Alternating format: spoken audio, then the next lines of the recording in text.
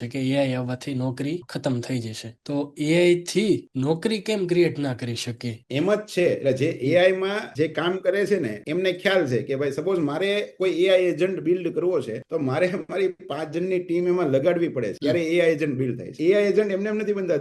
They should have the knowledge of suppose Python નું knowledge એમાં હોવું જોઈએ, જેસન લેંગ્વેજ નું નોલેજ હોવું જોઈએ, એને એપીઆઈ ની સમજ હોવી જોઈએ. બે અલગ અલગ સિસ્ટમ છે. સપોઝ જીમેલ હોય અને તમારી એઆઈ સિસ્ટમ હોય એની વચ્ચે કમ્યુનિકેશન કેમ, તમારો જીમેલ હોય ને એમાંથી ઈમેલ રીડ કરવાના હોય તો જીમેલ માંથી એપીઆઈ તમને રીડ કરતા આવડવું જોઈએ. તો આ બધા માટે ટેકનિકલ એક્સપર્ટાઇઝ જોઈએ. એની માટે આપણે હાયર કરવા પડે છે કે જે યંગ ટેલેન્ટ હોય, જેને આ બધું નોલેજ હોય, જે કરેલું હોય આવું કામ, અને એની પાસે અમે પછી એઆઈ એજન્ટ બનાવડાવીએ છીએ કે જે અમારું એક નાનું કામ કે ભાઈ સપોઝ મીટિંગ સેટ કરવાનું, મેં આપને કહ્યું તો મીટિંગ સેટ કરવાનું કામ એ અમને કરી આપે. For this developing one AI agent we require 5 engineer. એક એઆઈ એજન્ટને તૈયાર કરવા માટે 5 વ્યક્તિ ટેકનિકલ અને એ પણ પૂરેપૂરું ડિટેલ્સ નોલેજ હોવું જોઈએ એવા વ્યક્તિની જરૂર પડે. હા, તો એટલી જોબ ઊભી થવાની છે ને. આજે દરેક ઇન્ડસ્ટ્રીમાં એઆઈ એજન્ટની જરૂર પડશે ભવિષ્ય. એઆઈ એજન્ટ બનાવનારા છે એની આખી મોટી ફોજ આપણે જોશે. એટલે આપણા પ્રધાનમંત્રી છે એ પણ એ દિશામાં ખૂબ બધું કામ કરી રહ્યા છે કે આપણે એઆઈ નો જે રિવોલ્યુશન છે એમાં આપણે અત્યારે આગળ છીએ. ભારત જેટલા